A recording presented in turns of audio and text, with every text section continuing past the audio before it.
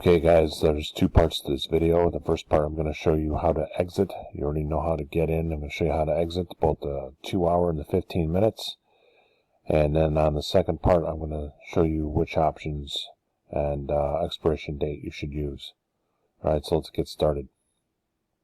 Alright, so right here we have the 15-minute chart. Now I told you before, your in is when you see this whatever this is, slingshot system smoke start. Okay, whenever you see that start, you get in. Or whenever you see the smoke start to bend past the horizontal. Okay, so the horizontal is it's coming up here towards the horizontal. When it actually bends up past the 180-degree mark, about right here, as it's on an upward trajectory, you get in.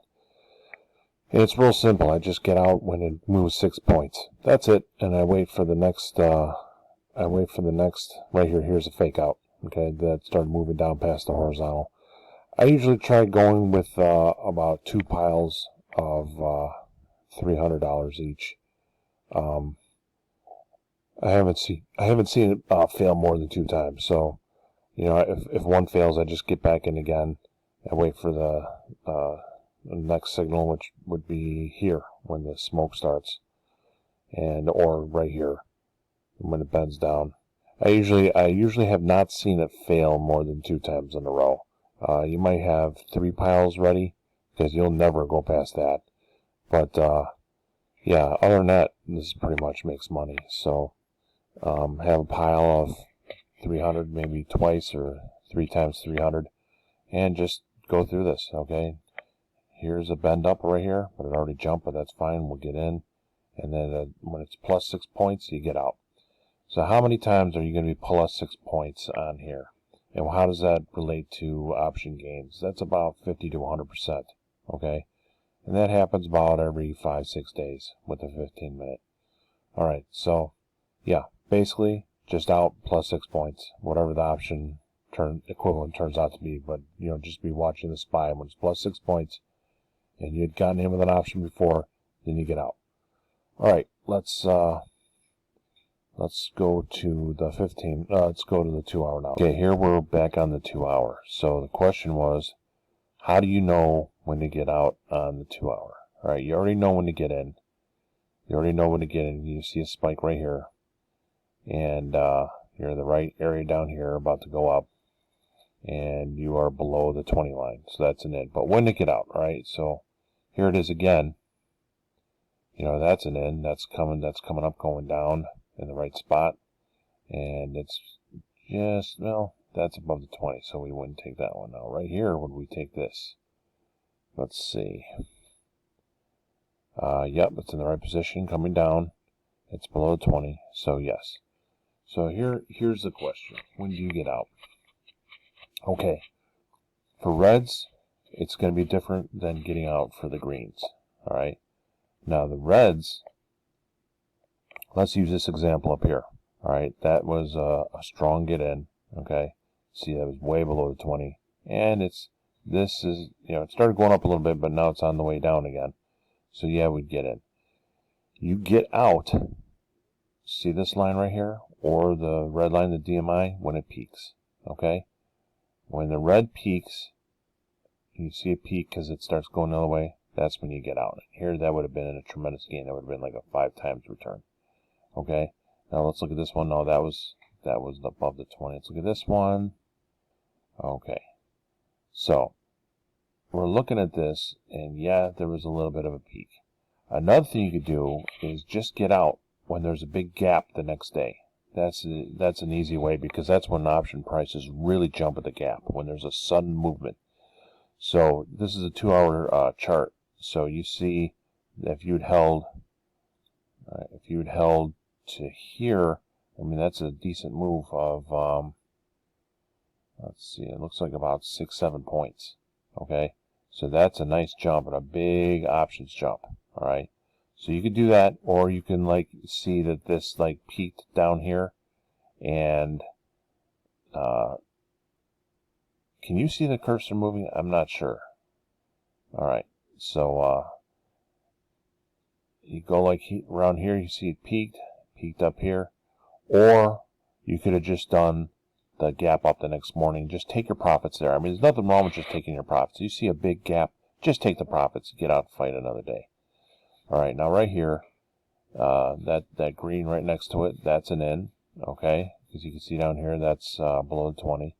And so when would you get out on greens? Well, a good time to get out on greens is when this Stoke RSI peaks here at the top, okay? That's a good time to get in. And then as a little bonus, you don't have to wait until another marker when you're in the green. When things are moving and you look down here and the DMI is below the 20 and it starts to curve back up again, okay? Even though there has been another spike, maybe you could get back in and ride some of that up to the next peak, which would be about right here. All right, that is a possibility that you could do, and that you could only do that for when you're in the greens. The reds are a little more chaotic, and I would only recommend you do that during the greens. So that's how you know when to get in and out on the 2 hour and on the 15. So once again, greens, get out when it kind of peaks after you're in with a spike. The reds, get out with the peaks over here on the DMI or the ADX. They kind of mirror each other. And when it peaks and starts coming back down, that's when you get out on those. Or you could just, on the reds, get out during like a gap. Or even on the greens, if there's a big gap up the next morning and you see it move 6 points, you could get out. Okay, now next thing I'll be talking about is options. Okay, for the 15 minutes, when do you want to buy options? How far out? Alright, so right here, today's the 12th. If today's the 12th, I would buy 17. Okay, so today's the 12th, so 1 expiration out, 2 expiration out. So about 2 expiration out past the current day you are. Okay, so today's the 17th, so the first expiration would be Monday, the second one would be Wednesday. So you take the second one. And all right, here we are on the second one for spies. Let's say you want to do a call. I would go with $1 calls. So that'd be about 4 out of the money. Okay? So 1, 2, 3, 4. And you just grab that. So if you're doing puts, let's see. Let's go down there. 1, 2, 3, 4. Now, from about 2 months ago, these used to be way more expensive. So I don't know what's going on here, but the prices are deflating, possibly because the market's been correcting. But even puts are less expensive. But I tend to do about 4 down from the money for about between $1 and $1.50. And again, I'm looking at the 17th because today's the 12th, is 2 days past it where you are. So here's an expiration date. We're on it. It's Friday. So the next 2, 1, 2, and that's the date I get. Okay.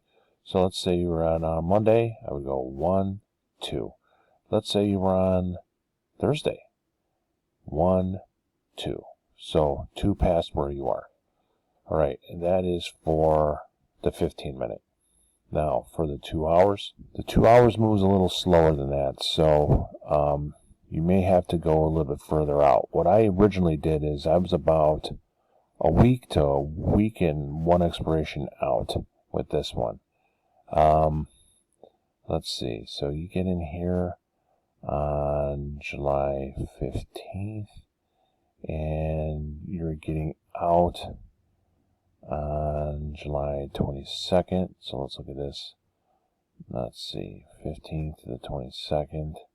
So 15, 22nd, yeah, that's like a week out. So what I was doing before is I was going 1 week plus 1 expiration day. So 15th to the 22nd, you could do a week out or a week plus 1 expiration, but I tend to do about 1 week plus 1 expiration day. So if you're in the 15th, 22nd is like a week out, and then the next expiration date is Monday. Okay. And, you could still get out at any time, so you probably would have gotten out on the 22nd when it's peaking here at its peak. But I like to give that extra, padding time here, so, the expiration, they don't expire, start to get crushed too early. So I tend to go about 1 week plus 1 day, and I might modify that as I go. I might even change that to 2 weeks, but first I'm just going to stick with 1 week plus 1 day. And, so the options can move a little faster. And I hope, erosion isn't too big of a deal. but you know, these tend to move quickly, and I don't want to be that far away from the money when I do it either, to help prevent against erosion.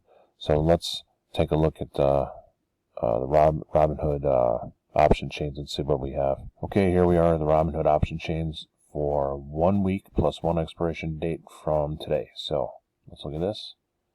Today's the 12th, 1 week, 19th, plus 1 expiration date. That would be the 22nd on Monday, and this is what we got.